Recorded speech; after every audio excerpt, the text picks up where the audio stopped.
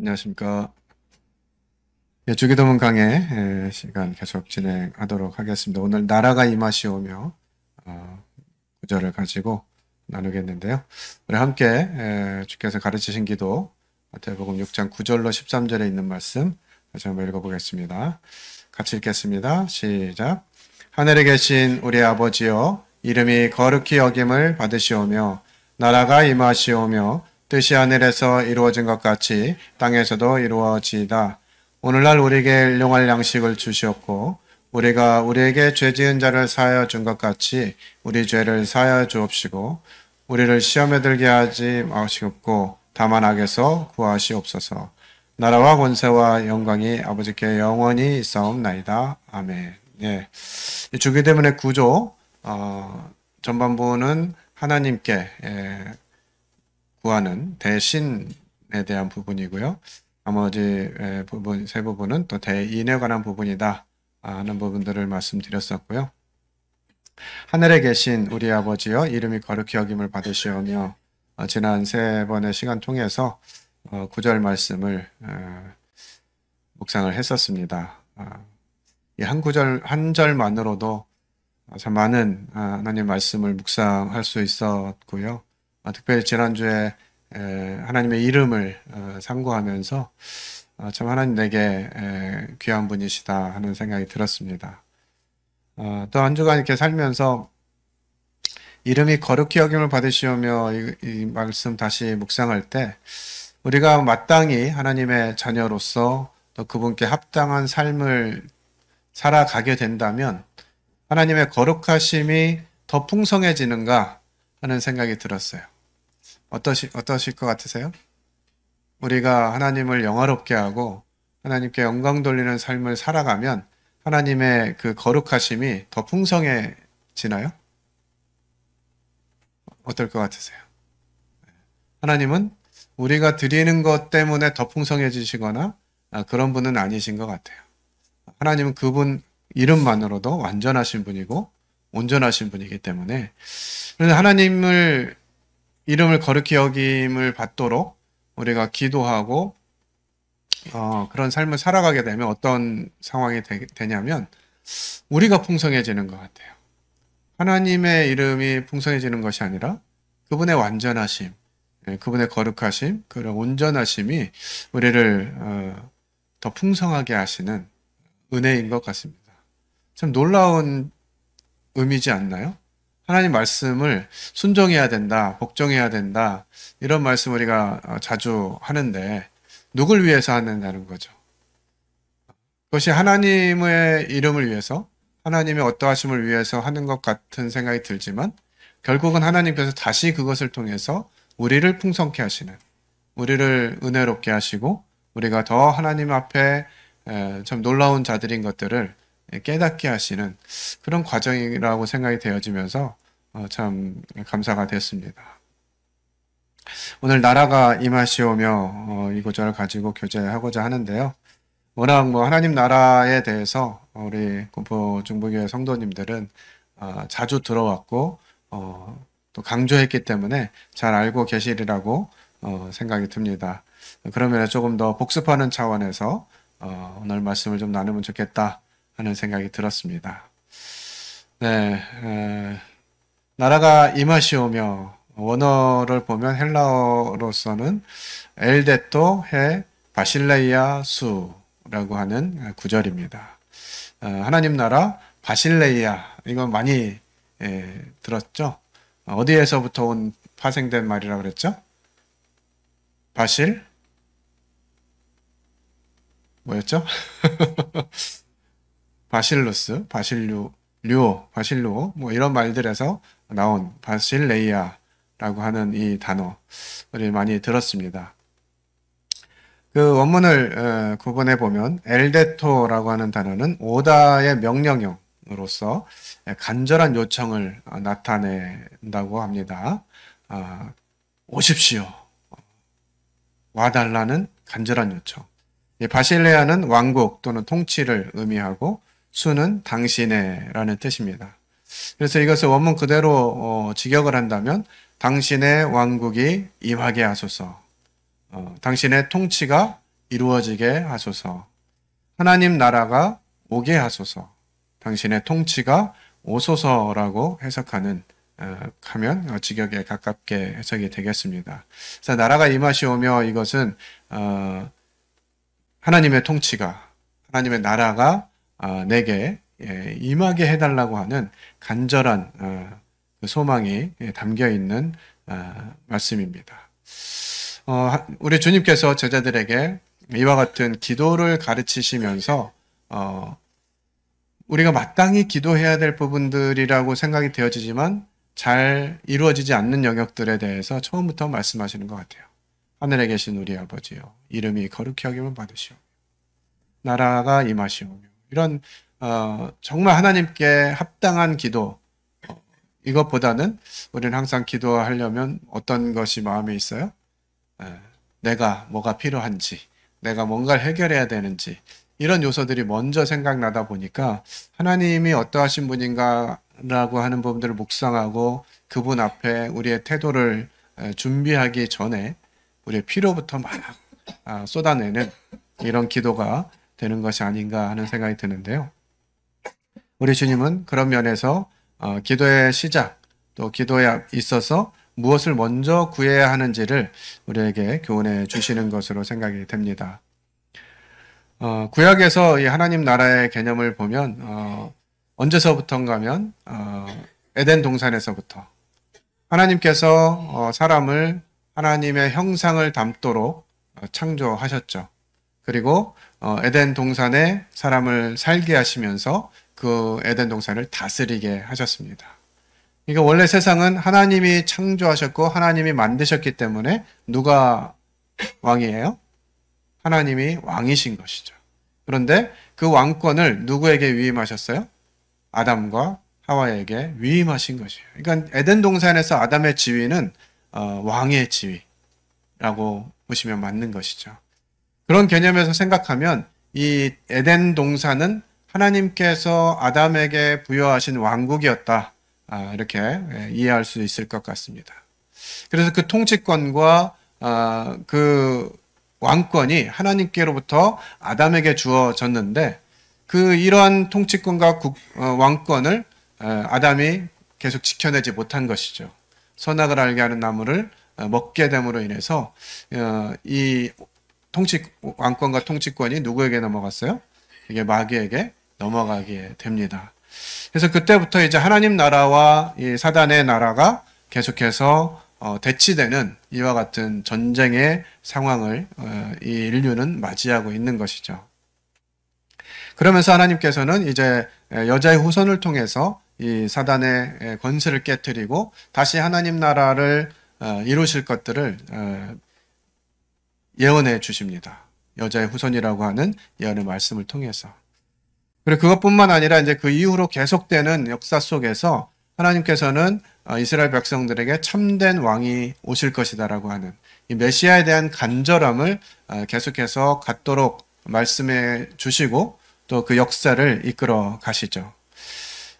이 이스라엘 백성들이 계속해서 뭐 통치와 압제와 뭐 이렇게 다스림을 받고 이런 과정들이 계속될 때마다 그들은 무엇인가 그것에서 해방되어지는 이 역사를 또 그 간절함을 가지고 있었습니다.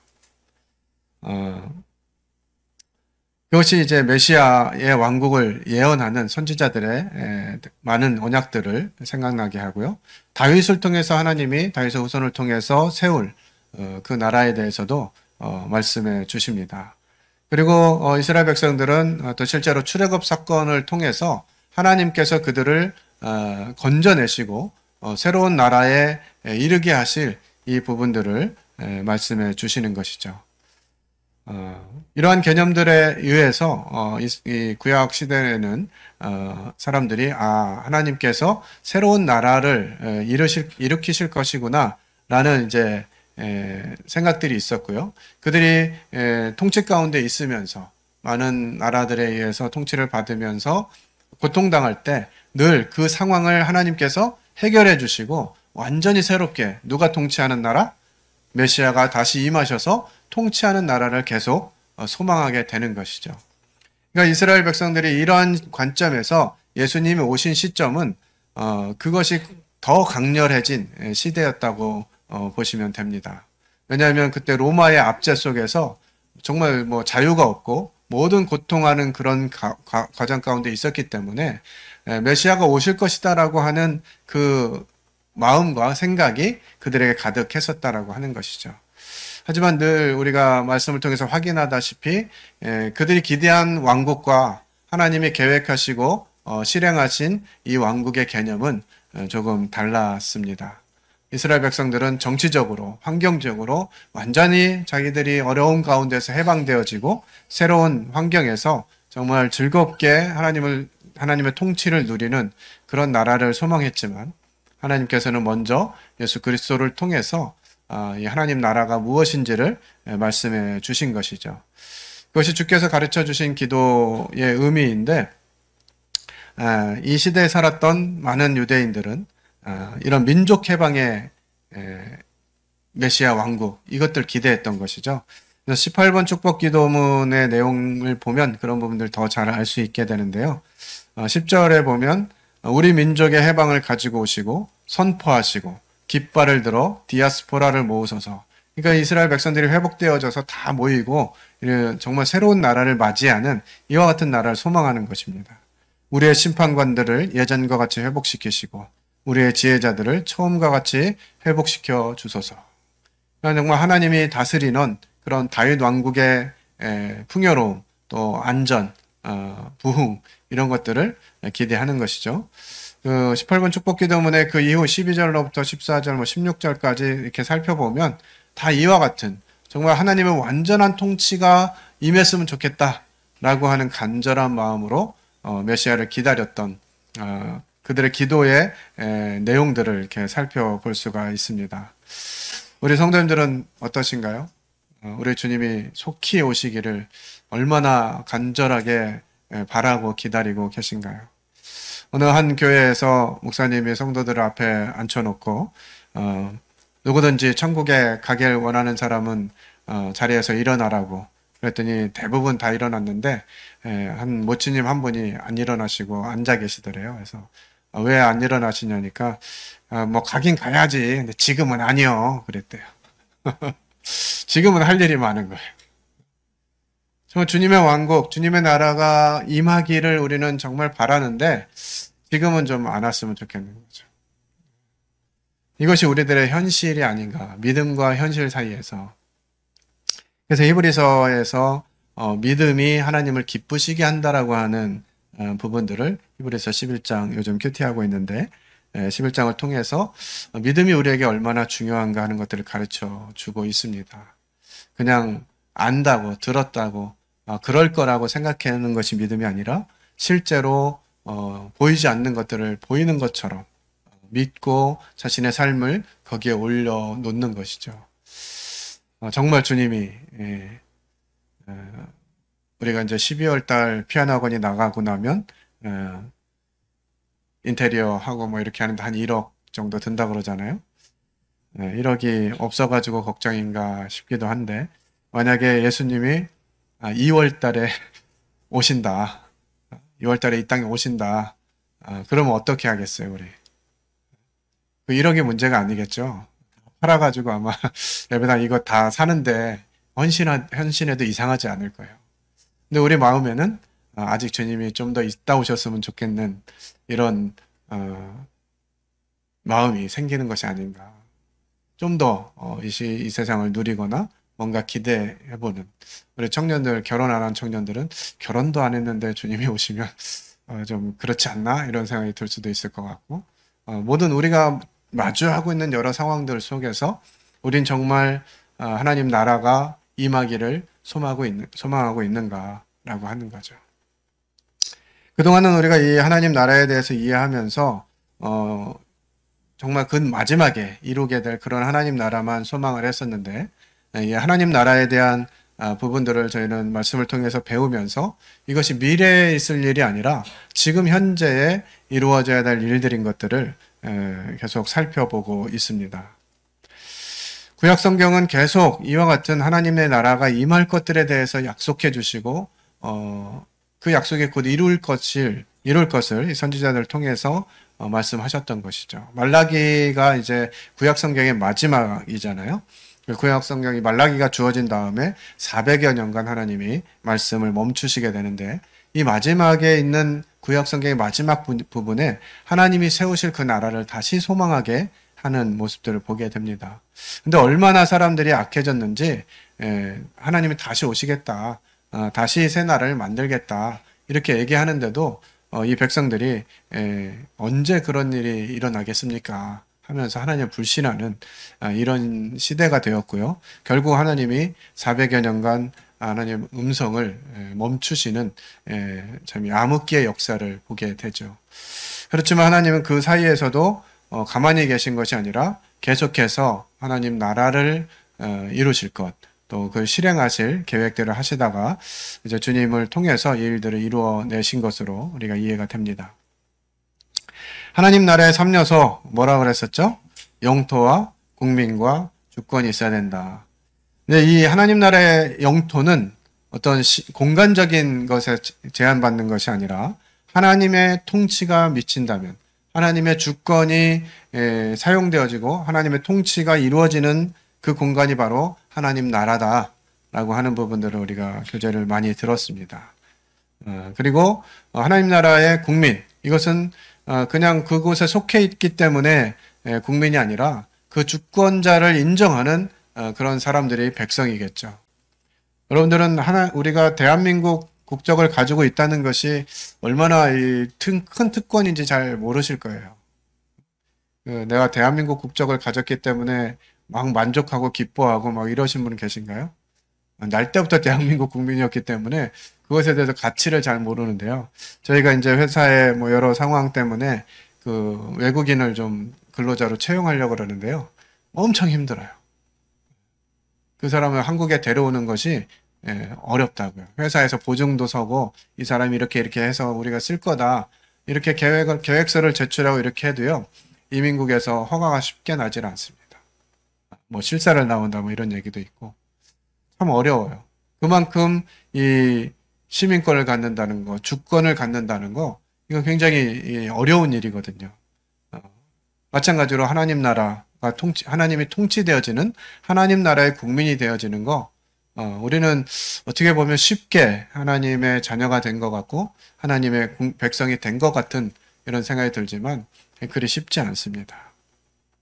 최근에 어떤 형제님께서 이제 청소년들에게 복음을 전하면서 질문을 하더라고요. 구원받기 쉬워요, 어려워요? 네? 구원받기 쉬워요, 어려워요?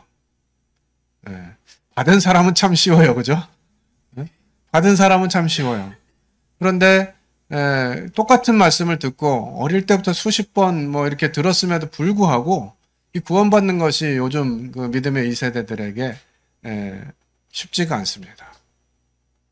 참 어려운 일인 것 같아요.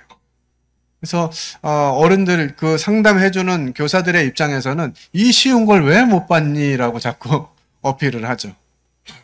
근데 듣는 아이들은 도대체 뭐 그렇긴 한데 그게 무엇을 의미하는지, 왜 나랑 무슨 상관이 있는지 이것을 접목하는 것이 상당히 어렵다라고 하는 것이에요. 그런 면을 보서 볼 때 우리가 하나님의 백성이 되었다는 거 참으로 놀라운 은혜입니다. 주권은 누구냐? 지금은 국민에게 주권이 있다 이렇게 돼 있는데, 하나님 나라는 그래서는 안 되는 곳입니다. 이 땅에서는 지금 주권이 국민에게 있지만 하나님 나라에서는 주권이 누구에게 있어요?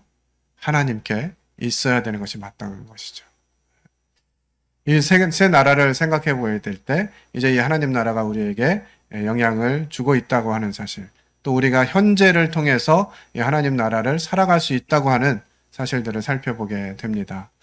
누가복음 17장 20절 21절 이 말씀도 자주 들었었죠. 같이 읽어볼까요? 시작. 바리새인들이 하나님의 나라가 어느 때에 임하나이까 묻거늘 하나님의 나라는 볼 수 있게 임하는 것이 아니요 또 여기 있다 저기 있다고도 못하리니 하나님의 나라는 너희 안에 있느니라. 우리가 하나님 말씀을 문자적으로 먼저 해석하는 것이 원칙인데요. 하나님 나라는 너희 안에 있느니라. 그러니까 자꾸 이 안에만 있다. 우리 마음속에 있다. 이런 부분 적용하게 되잖아요. 참 한국말이 쉬우면서도 어려운 것 같아요. 똑같은 내용을 읽으면서 이게 진짜 그런 의미인가? 너희 안에 있다고 하니까 우리 마음에 있나? 또 이것을 영어 표현으로 조금 보면 너희 중심에 있다. 뭐 이렇게 표현도 돼 있거든요. 그러다 보면 중심이 어디지? 마음보다 좀 더 가운데가 중심인가? 뭐 이렇게 하면서 사람 몸 어딘가에 이 하나님 나라가 있는 것 같은 이런 이해를 갖게 되기도 하는데요. 이 언어적인 의미도 그렇고 성경의 표현도 그렇고 너희 안에 있다. 이것이 이제 그 이스라엘 문화라든지 유대인들의 문화를 잘 보면 어떤 토론하는 사람이 가운데 있고 그 주변으로 이렇게 사람들이 둘러서 있는 것이죠. 그러면서 하나님 나라가 여기 있다 저기 있다고 못한다. 하나님 나라는 너희 안에 있다. 하면서 그 사람들 사이에 있는 가운데 중심에 있다라고 말씀하시면서 예수 그리스도 그분이 하나님 나라의 본질인 것들을 우리 주님 말씀하신 것이죠. 그러니까 예수 그리스도 그분의 통치와 주권이 사용되어지는 곳은 어디나 하나님 나라다라고 하는 것이에요.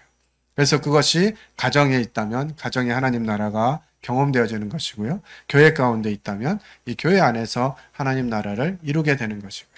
그래 사회에 나가서 밖에 나가서 이와 같은 부분들을 감당하게 된다면 하나님 나라가 밖에서도 이루어지게 되는 것이죠. 누구를 통해서요?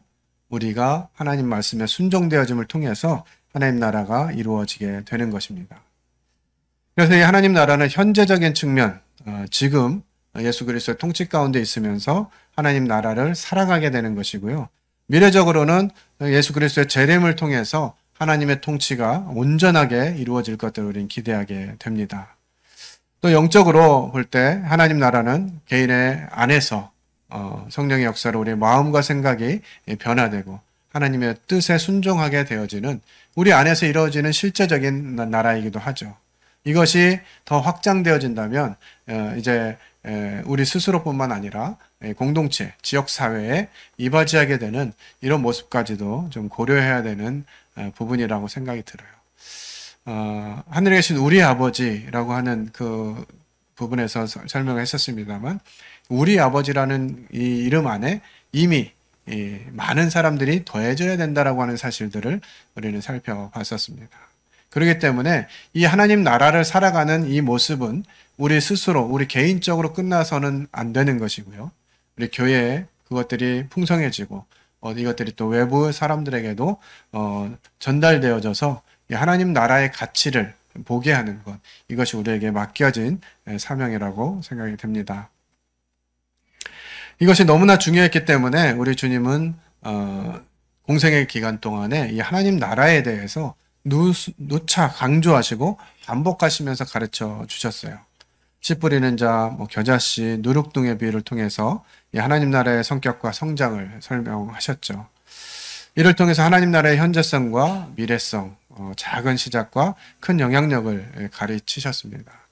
주님이 이 땅에 계셨을 때 그렇게 하셨을 뿐만 아니라 이제 계속되어진 하나님의 역사 가운데에서 우리에게 동일하게 이 하나님 나라를 계속 설명해 주시는 것이에요. 어떤 분들이 이렇게 느낄지 모르겠습니다. 또 하나님 나라야? 라고 하는. 하나님 나라를 너무 자주 강조하고 이야기하다 보니까 또 하나님 나라인가 이렇게 생각할 수도 있는데 이것이 하나님이 계획하시고 우리 주님이 이 땅에 오셔서 중점적으로 가지셨던 사역이라고 하는 것이에요. 그래서 예수님도 회개하라 천국이 가까웠다 이렇게 말씀하십니다. 이 하나님과의 관계 속에서 이 회개를 이끌어내는 것, 그것이 하나님 나라에 나아가기 위한 전제 조건이라고 하는 것이죠. 우리가 예수 그리스도의 그분의 통치를 우리 삶 가운데 들여놓게 될 때 얼마나 많은 변화가 일어날 것인가 하는 생각을 해보게 됩니다. 그래서 그동안 우리가 갔던 그 길, 이것이 잘못되어짐을 생각하고 인식하고 돌이키는 것. 군포중부 방식의 표현으로는 선악과 토해내는 거죠. 회개. 우리가 주인 되어서 스스로 내 뜻대로 내 마음대로 살고자 했던 것들을 돌이키고 하나님의 주권이 하나님의 통치가 내 삶 가운데 들어오시기를 바라는 것. 이것이 이제 참된 회개의 모습이고 하나님 나라가 이루어지기 전에 전제되어져야 되는 과정들인 것이죠. 이렇게 예수님이 간절하게 강력하게 여러 번 반복하면서 말씀하셨는데도요. 예수님의 제자들은 어땠어요? 그래서 그게 언제 오는데요? 이렇게 제자들 질문할 때 우리 주님의 마음 얼마나 상심하셨을까 하는 생각이 들더라고요. 그러지 않으셨겠어요?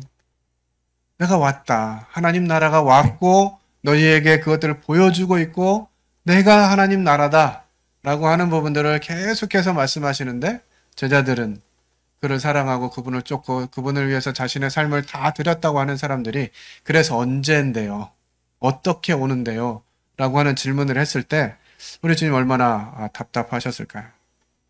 그럼에도 불구하고 우리 주님은 그들을 계속해서 격려하고 가르치시고 하면서 지금은 잘 모르지만 곧 알게 될 것들을 생각하면서 또 그들이 그 놀라운 하나님 나라를 확인하고 확신한 후에 어떤 삶을 살아가게 될지 어떤 죽음을 맞이할지를 내다보시면서 우리 주님이 인내하실 수 있으셨던 것 같아요.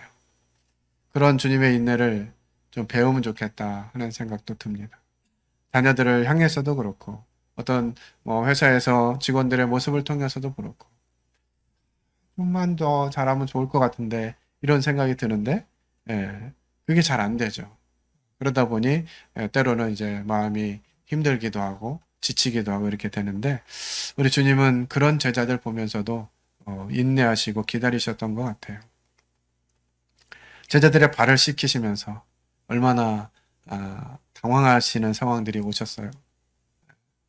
그분은 유다의 발도 닦으셨고 자기를 3번 부인할 것 같은 것을 알고 계시는 베드로의 발도 닦으면서 참 그런 와중에 베드로가 어떻게 했죠? 주님 제 발은 못 씻으세요. 어떻게 주님이 제 발을 씻으세요? 뭐 이러면서 저는 못 씻긴다고. 내가 너를 씻기지 않으면 네가 나와 상관이 없느니라 그러니까 발뿐만 아니라 온몸을 다 씻어주세요. 뭐 이렇게 하고 말은 그렇게 하지만 곧 나가서 3번 주님을 부인할 그 베드로를 보시면서 주님 어떠셨을까 이런 생각들을 하는 거예요. 참 주님은 정말 대단하신 분이신 것 같아요. 저를 향해서도 그러신 것 같습니다. 웬만하면 정말 내 뜻과 내 생각을 적고 하나님이 원하시는 그런 일에 좀 드릴 법한데 그러지 않는 모습을 보시면서 지금 답답해 하시는 것 같아요. 아직도 잘 준비가 안 됐냐? 아직도 준비가 안 된 것 같다. 그러시면서 계속 훈련을 시키시는 거죠. 언제쯤 되면 내가 너를 내 마음대로 쓸 수 있겠니? 주님이 물으시는데 참 죄송한 마음밖에는 안 드는 것 같아요. 여전히 주님이 모든 것을 가지시기보다는 내 것을 생각하고 싶고 내 안위와 내 즐거움을 누리고 싶은 이런 마음들이 늘 주님과 하나님 나라와 나의 왕국이 또 부딪히는 과정 가운데 있는 것 같고 그럴 때 이런 주님의 모습을 다시 묵상하면서 좀 정신을 차리게 되는 것 같습니다. 우리 주님이 오셨을 때는 이미 하나님 나라가 도래한 것이죠.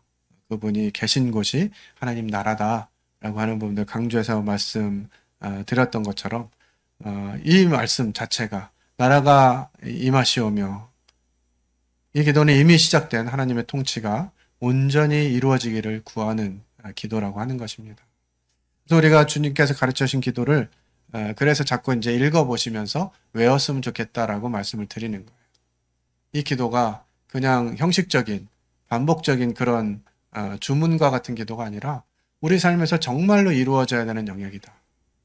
우리 주님께 내 모든 것을 내어드리는 그 통치권 앞에 우리 스스로를 굴복시키는 과정이기 때문에 주께서 가르치신 기도를 계속 묵상하고 반복하고 그 의미들을 생각하면서 우리 삶을 좀 정비하고 정말 주님이 다시 오실 때가 가까웠다라고 하는 사실들을 생각해 보면서 그 주님의 마지막 때를 생각하면 우리는 뭐 이 상태로 머무는 것이 아니라 이 사실을 아직 알지 못하는 가족들에게, 이웃들에게 이 사실을 알리지 않으면 안 된다고 하는 것이죠. 확장시키는, 하나님 나라를 확장시키는 것이 하나님의 교회와 우리들에게 맡겨진 사명이 아니겠습니까? 그래서 우리는 이제 이와 같은 부분들을 계속 생각하면서 하나님 나라가 임하시기를 간절히 기도하고 또 그 일들이 우리에게 이루어질 때 하나님 나라가 확장되어질 이 사실들을 기대하게 되는 것입니다. 그래서 우리는 이제 이 하나님 나라에 대한 현재적인 의미를 생각하고 또 앞으로 오게 될 그런 의미들과 함께 병행해서 생각해야만 하는 것입니다. 일상에서 하나님의 통치를 인식하는 것이죠. 모든 순간 하나님의 주권을 인정하고 그분의 뜻을 구하는 그런 삶을 우리는 살아야 하는 것입니다. 이 기도는 우리의 삶이 하나님의 뜻에 일치되어야 함을 강조하는 것이죠. 성경 말씀을 통해서 하나님의 뜻을 이해하고 그것을 실천하는 삶이 나라가 임하시오며의 이 실제적인 의미라고 하는 사실들을 다시 말씀을 드립니다. 또한 이것은 우리에게서 멈추는 것이 아니라 공동체의 변화, 우리 교회, 또 우리가 교회가 머물고 있는 이 지역사회에 이와 같은 하나님 나라를 구현해 가는 이것 또한 우리에게 맡겨졌다라고 하는 사실을 기억해야만 할 것입니다. 우리 뭐 축구사역 말씀드렸지만 축구사역뿐만 아니라 우리에게 주어진 역할들을 좀 감당해내는 것이 필요하지 않을까 하는 생각이 들어요. 그런 방법들을 좀 고민해 볼 필요가 있다고 생각이 듭니다. 그래서 이것은 이제 하나님의 나라가 현재 실행되어지는데 이것은 완전하지 않고요. 부분적으로 실현되고 있습니다. 그것을 인식하고 자기 삶 가운데 하나님 나라를 인정하고 그 주권에 굴복되어지는 개인들에게 이 일들이 실현되고 있고요. 또 교회가 한 마음으로 이와 같은 부분들을 소원하게 된다면 그 또한 구현되게 될 것입니다. 하지만 이것은 지극히 제한적인 것 같아요. 우리가 이 땅에서 하나님 나라를 완전하게 구현하는 이런 모습들을 우리 스스로 감당해내는 것은 거의 뭐 불가능에 가깝지 않을까. 그렇지만 그 부분적인 시련을 경험하면서 진정한 하나님 나라를 소망하게 되는 것이죠. 이렇게 해도 안 되는데, 이렇게 해도 넘어지고 실패하고 어려움을 겪지만 그분이 오실 그때, 그분이 임하시면 이 하나님 나라가 정말 완전하게 성취될 거라는 것이죠.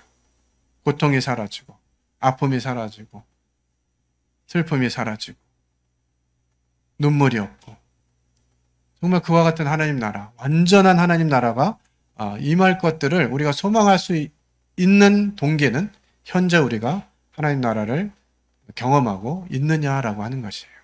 그게 경험되어져야 진짜 하나님 나라를 소망하게 된다는 거죠. 근데 그냥 그런 부분이 없으니까 대충 살아가다 보면 뭐 모든 대부분 사람들이 그렇게 살아가는 것 같고, 그러니까 우리가 삶이 루즈해지는, 우리 삶의 목적을 놓치기도 하고 그냥 사람들과 비슷해지는 이런 흐름 속에서 살아가게 되는 것 같습니다. 그래서 이 주님이 다시 오심에 대한 간절한 마음과 그분이 오실 때 이 하나님 나라가 완전하게 성취될 것이라는 것이에요. 다시 정리해보면 하나님의 주권과 그 주권을 인정하는 순종이 우리에게 이루어져야 되는 그 의미로서 나라가 임하시오며를 우리는 묵상할 수 있습니다. 그리고 그것이 우리에게서만 끝나는 것이 아니라 우리에게서 확장되어져서 우리 이웃에게 또 주변에게 하나님의 나라를 설명해주고 보여주는 그 역할들이 우리에게 주어졌다고 하는 사실입니다. 정의와 공의를 추구하는 삶, 이것은 이제 하반부에 간구하는 이런 기도들을 통해서 저희들이 살펴보게 될 것이고요. 화해와 용서의 삶을 실천해야 된다 하는 영역도 후반부에 있는 그런 간구들을 통해서 우리는 더 깊이 묵상하게 될 것입니다. 참 이 하나님 나라는 결국은 하나님의 성품을 닮아가게 되는, 하나님이 바라시는 것에 우리의 마음이 있는 것. 그래서 우리 늘 찬송 자주 하잖아요. 아버지, 당신의 마음이 있는 곳에 나의 마음이 있기를 원한다. 계속 우리는 그런 찬양과 간구를 드리고 있는데 이것이 실제화되는 이 부분에 주께서 가르치신 기도가 중심에 있는 말씀이다 라고 하는 사실들을 우리가 기억하면 좋을 것 같습니다. 말씀을 좀 정리하겠습니다. 나라가 임하시오면은 하나님의 통치가 우리의 삶과 세상에 온전히 이루어지기를 간구하는 기도입니다. 이는 현재적 측면에서 우리 삶 속에서 하나님의 뜻을 실천하고 미래적인 측면에서는 우리 주님의 재림과 하나님 나라의 완성을 기대하는 이중적인 의미를 가지고 있습니다. 이 기도는 우리에게 하나님의 주권을 인정하고 복음을 전파하고 화해와 용서의 삶을 살고 창조 질서를 회복하는 등 구체적인 삶의 변화를 요구합니다. 우리 산상수훈을 묵상하면서 계속해서 들었죠. 이거 그냥 듣기 좋으라고 하는 말 아니다. 또 불가능한 일을 하라고 말씀하시는 것이 아니다. 하나님 나라를 인정하고 하나님의 주권을 인정하는 사람에게 실제로 이루어지는 삶, 이것이 산상수훈이다 라고 하는 부분들을 나눴다고 하는 것이죠.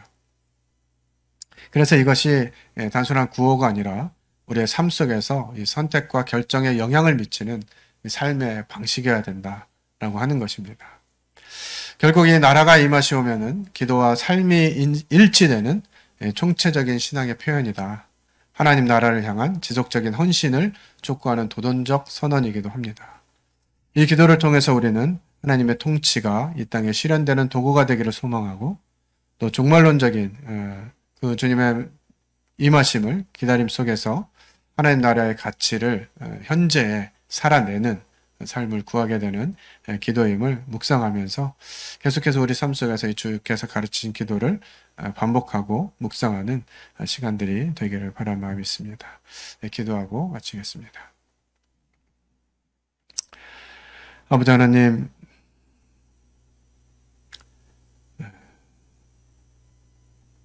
하나님의 말씀을 저희들이 마주하고 있으면서도 그 말씀을 하시는 분이 누구신지, 그분이 현재 나에게 어떤 영향을 미치시는지 이런 부분에 둔감하고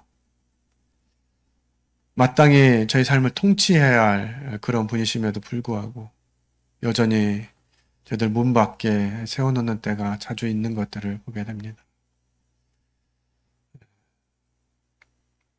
하나님 나라가 임하기를 간절히 구하라고 가르치신 이 주님의 기도를 묵상하고 배우면서 저희들의 마음은 하나님 나라를 향해서 어떠한지를 돌아보게 됩니다.